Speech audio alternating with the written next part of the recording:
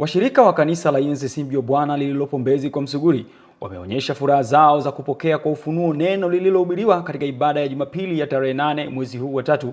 Ibada hiyo ilikuwa ina ufunuo unaosema, Bwana, kuzunguka mlima huu sasa yatosha. Yaani Mungu ni fumbo, lazima ulitafute hilo fumbo, lazima umjue yeye. Ukimjua yeye utajijua wewe, ukimjua yeye utajua biashara yako, ukimjua yeye utajua ndoa yako, ukimjua yeye utajua kazi yako, ukimjua yeye utajua watoto wako, ukimjua yeye utajua kuku wako.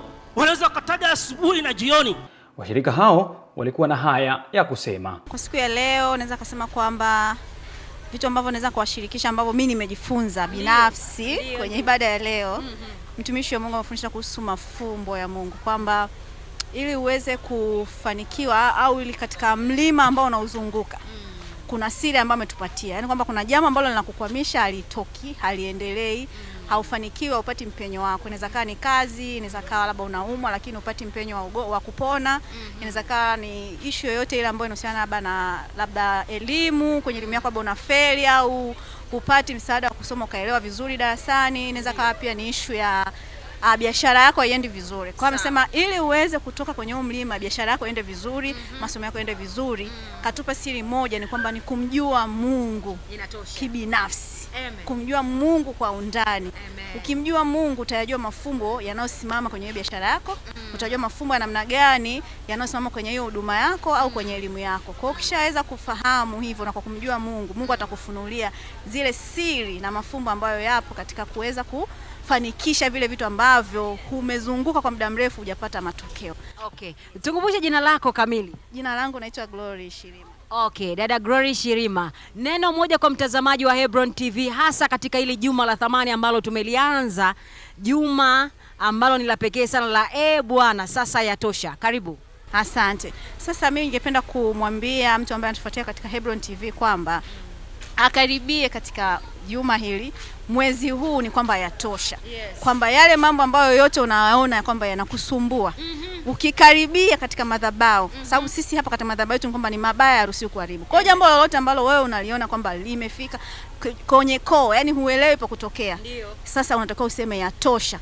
Kwa karibu kwenye ibada zetu katika juma hili na majuma mengine, na mwisho wa mwezi huu utaweza kupata mpenyo, utaweza kufunuliwa siri za namna ya kutoka katika hiyo yatosha na uweze kufanikiwa na iwe ni mwisho wa kila kitu ambacho kinakusumbua. Kwa kweli nilikuwa na maswali mengi, hata unaposoma neno, unaposoma Biblia kuna vingi unakuwa unashindwa kuvielewa. Lakini unapofika kwenye ibada kama hivi, ina maana leo nilikuwa na maswali mengi. Hata hilo andiko nilikuwa nikilisoma lakini nilikuwa sielewi, ilikuwa inanipa changamoto. Naona ni siri, kumbe ni fumbo, na Mungu ni fumbo. Hata mimi mwenyewe nimepata kujua leo kwamba mimi ni fumbo. Kwa hiyo leo ule mstari naenda kukalia na mimi kuangalia kwa upya ni nini. Kwa hiyo nimepata kitu ambacho ni kikubwa sana katika ibada ya leo, na namshukuru Mungu sana. Okay, unalizungumzaje hili juma la thamani ambalo tumelianza? Bwana sasa yatosha. Kwako, karibu. Kwa kweli unaposoma sasa yatosha, hapo unaposema yatosha na ukiusoma ule mstari kwamba kuzunguka huu mlima sasa yatosha. Kwa kweli unajua tunazunguka milima mingi. Tunazunguka milima mingi. Sasa katika hii yatosha, sasa yatosha, na ni neno la Bwana mwenyewe. Kwa hiyo lile neno ninalichukua sasa, sio la wana wa Israeli tena. Linakuwa ni la watoto wa mji wa Bwana. Linakuwa ni watoto wa INCC. Kwa hiyo na mimi kwa kweli nalisubiri kwa hamu hili juma. Yaani nalisubiri kwa hamu sana kiasi kwamba ninaamini sasa kuzunguka huu mlima yatosha. Mimi nafikiri upate nafasi ya kuwaalika watazamaji wa Hebron TV, useme nao kuhusiana na hili juma la thamani sana kwa ajili yao. Katika swala la kuwaalika watazamaji wa Hebron TV katika juma ila sasa yatosha, hasa sisi wanaume au sisi wa baba wa familia ambao ni vichwa vya familia, tunayo milima mingi. Inaweza ikawa ni mlima wa kiuchumi, ikawa ni mlima wa ndoa, ikawa mlima wa watoto, ikawa ni mlima wa aina yoyote, lakini ni mlima wanaume, tunakuwa tuna milima mingi. Sasa kupitia ili juma sasa yatosha, ninawaalika watazamaji wote wa Hebron TV, sio wanaume tu, hata kina mama mlioko nyumbani, njooni ile sasa iwe yatosha kuzunguka hii milima, iwe ni ya familia, iwe ni ya ndoa, iwe ni ya watoto, elimu za watoto, iwe ni ya kiuchumi, iwe ni ya ajira na kazi. njooni sasa katika juma hili sasa yatosha, ili kwamba Mungu atupe sasa kuelekea kaskazini. Kwanza kabisa kuna vitu vingi ambavyo kwa mimi upande wangu nimevipata, ile namna ya kuona imekwisha, kwa sababu kuna jambo ambalo mtumishi wa Mungu alikuwa amelisema kwamba unaweza ukazunguka kwenye mlima usijijue kama upo kwenye mlima namna hiyo.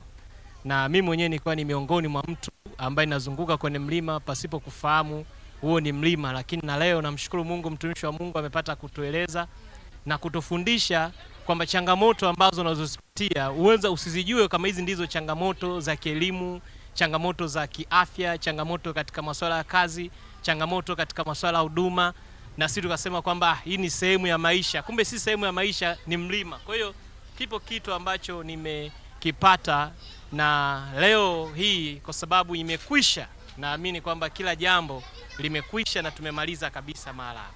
Okay, neno lako ambalo ungetamani kumshirikisha mtazamaji wa Hebron TV hasa kuhusiana na hili juma la thamani ambalo tumelianza la Bwana sasa yatosha, kwako imekaeje na unalipokeaje hili juma?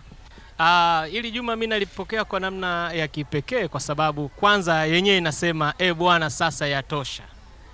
Sasa yatosha, na maana mambo mengi ambayo nimeyapitia ikiwa kama ni changamoto katika maisha, nasema sasa yatosha. Na vile vile nichukue fursa hii kuwashauri ama kuwaeleza watu wote ambao wanaofuatilia kupitia TV ya Hebron TV kwamba hili juma ni juma linalosema sasa yatosha, na nichukue fursa kumkaribisha kila mmoja mwenye matatizo, mwenye changamoto mbalimbali, kwamba huu uwe mwisho wa wao kusema inatosha kwa kila kitu chao. Endapo wana mambo mengi, ni mzigo wa shida, ni mateso ya namna yoyote, wapate kuhudhuria katika mji huu, mji wa Bwana, ambapo mabaya haruhusiwi kuharibu, na ndiyo juma letu linasema inatosha, na wao matatizo yao yatakuwa yamekwisha kabisa, yatakuwa yamekwisha. Wafike tu hapa mji wa Bwana ili tupate kumwambia shetani sasa inatosha, tuweze kuendelea mbele na mambo mengine yote ya shetani. Mungu akubariki sana, nikutakie jioni njema. Asante sana. Nikiangalia toka nilivyoingia mahala hapa, Mungu amenitendea miujiza mingi. Kwanza kabisa amenitendea kumjua yeye zaidi na zaidi. Alafu kitu ambacho namshukuru Mungu kwa umri niliokuwa nao na toka nilikotokea huko, namshukuru sana Mungu kwa kunipa mtumishi Manase, kwa kunitunza na kujua neno lake kiukamilifu.